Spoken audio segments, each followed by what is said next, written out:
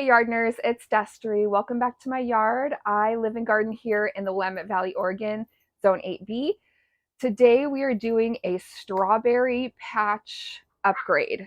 I'm going to be showing you a few really cool self-watering containers I got from Walmart and showing you how I'm going to upgrade my strawberry patch. Also going to be doing a first harvest of my shelling beans. So stick around and let's get to this.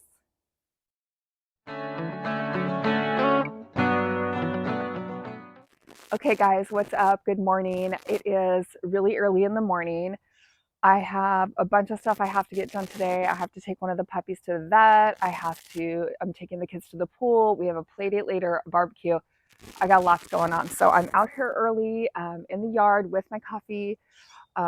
It's chilly out here. I know it's going to get hot later today, but anyway, let me show you these containers that I was able to scoop up from Walmart. I got them at half off.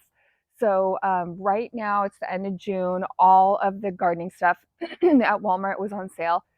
So I am not like sponsored by Walmart or anything, but I found these and I was really impressed with both the price and the quality, and they were perfect for what I need. So let me show you what they are.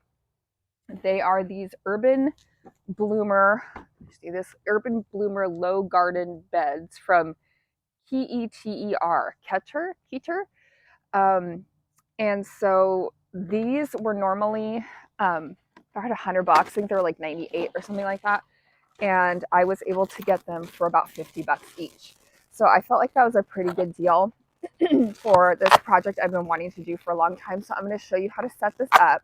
It's super easy, even for people that have like tool aversion like me.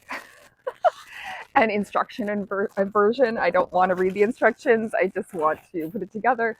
So here's what it comes with. And last night I sat and put the rest of these together. So those are all ready to go, but I saved this one so I can just show you how easy it was. So the first thing I'm going to do is flip this over.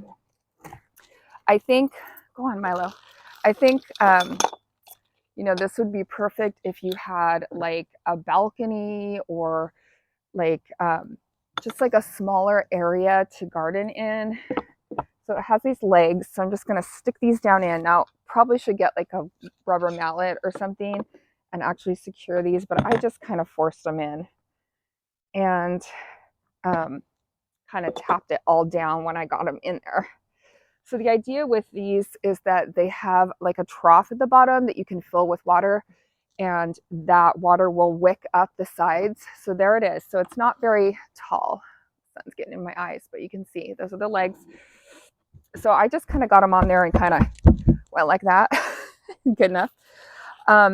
Anyway, so let me show you the other bits and pieces it comes with. So the area where I currently have my strawberries gets a lot of sun, but they tend to dry out really fast. And I feel like by the end of the day, the strawberry patch is like wilting. So I thought this would be good for this particular use. Now it depends on what you're wanting to plant, whether you would need more drainage than this, but I think this is going to be perfect. Let me show you. It comes with this little plug. So you put this little plug in on one of the sides. So on this side goes the plug, and it takes a second to kind of get it going. Force it in there. There we go. I have a little bit of hand strength. Okay, and then literally there's only 3 other things to do. So this piece goes down into the bottom, and you need to make sure that whatever side you put the plug on has the little, like there's a little picture of a spout right here. So this goes down in, and then this is so cool. So this is a float. So it has like a float, and then look at the little thing that pops up to let you know how much water is in the bottom. So I thought that was really cute. So this gets put down in here. And then these are 2 little like brackets that go across, just I think for the integrity of the structure, because it is rubber, just to make sure that it's not going to like bow out or whatever when you get all your soil in here. So these just pop in. I'm going to have to find the little slot here. And I will tell you, like, yeah, this one I'm going to have to do it. I did have to take a pocket knife and kind of get into the plastic part because I felt like they weren't drilled all the way. Yeah, I'm gonna have to do it with this one too. But just to give you an idea, these are gonna pop in this way and just act as kind of like a bracing system so that, again, so that it doesn't bow out. Okay, and that's how easy it is to put these together. So let me show you the rest of them that I was able to put together and the current strawberry situation I got going on, and show you why I need an upgrade so badly. Strawberry patch situation. So you can see it's pretty bad. Like they're not bad. I mean, the plants are great. They're doing okay. They're not okay. They're not great. Let's look at a little closer here. You can see that they're literally like there's literally no dirt like around the roots. Really, they're all the way like popped up.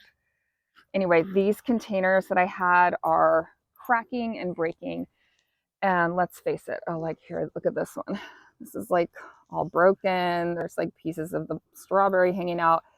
So anyway, these four like smaller little troughs are what has been in this current place. And then I do have this one bigger pot, but you can see just from an aesthetic standpoint, like look at the side of the planter. It's kind of like looking pretty tired and sad. So, and then I have like this random pot, and this isn't even all of them. I feel like I have a few more pots, just like random strawberry patch pots. So let's check out the upgrade over here. So here is what I have planned. So here is my three planters. And again, I got them at half price. So I was able to do this project. I think this is going to be perfect. So I'm going to fill those with soil. And I do want to make sure that I keep my strawberries like up off the ground because they do spread. So you can see if you're not familiar with strawberries, they send out these little runners, and then these will self-root and they will just kind of spread everywhere. So it is time to do an upgrade. I've got these three here, and then just going down my garden bed really quickly. Now I didn't put any back here because honestly, the pumpkins just take over that whole back area. You can see they're just going crazy. But these are potatoes, so these don't vine out like the pumpkins do. So I've got three more. Here, sorry about the lighting, but I've got these three here. So I did 6 total.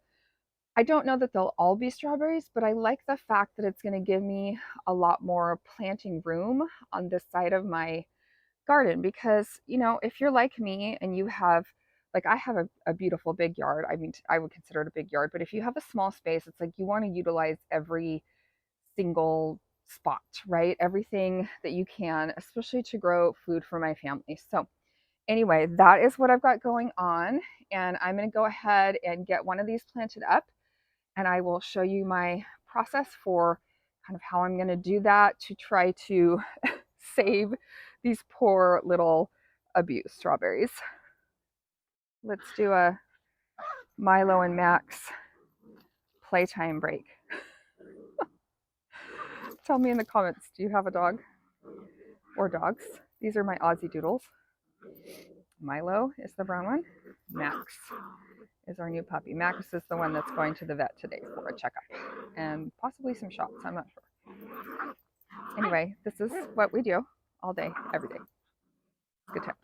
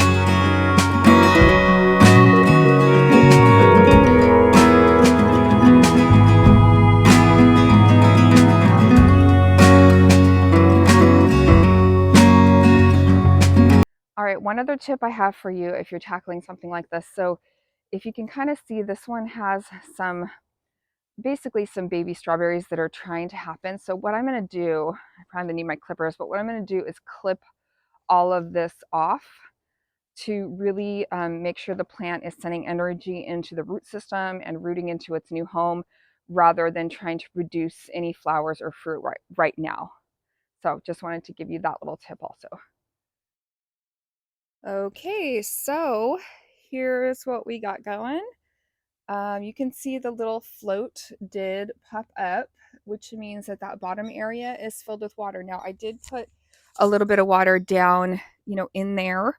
And then I also just like watered them in, but oh my gosh, they've got so much more room to grow and move and breathe, and now they're not going to be root bound, and they've got good fertilizer. So now I just got to get going on the rest of them.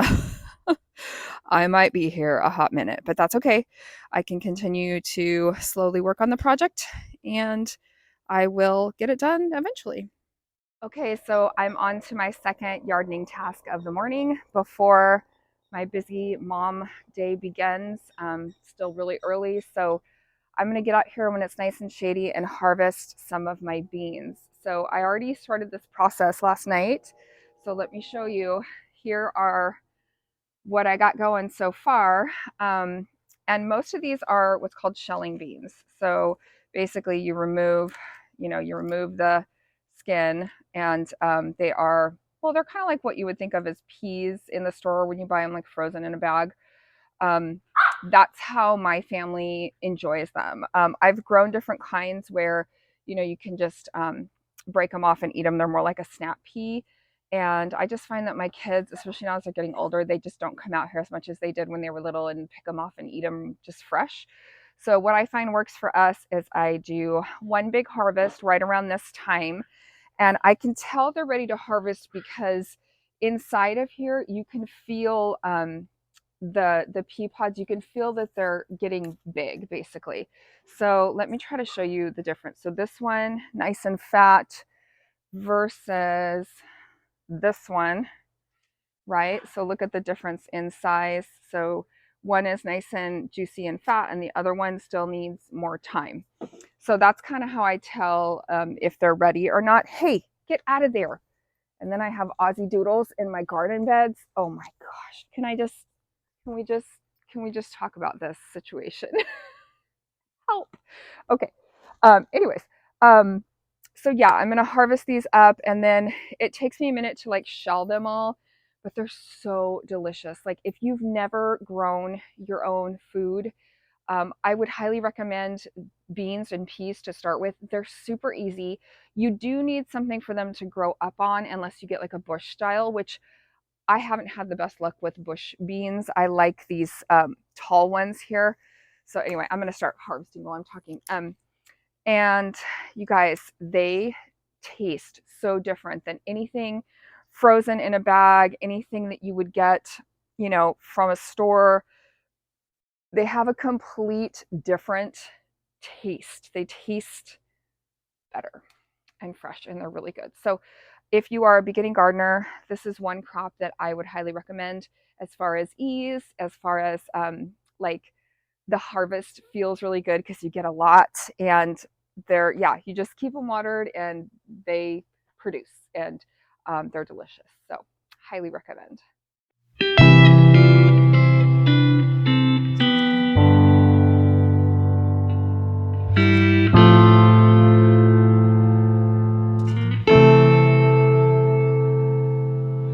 Really quickly, I wanted to show you, check this out.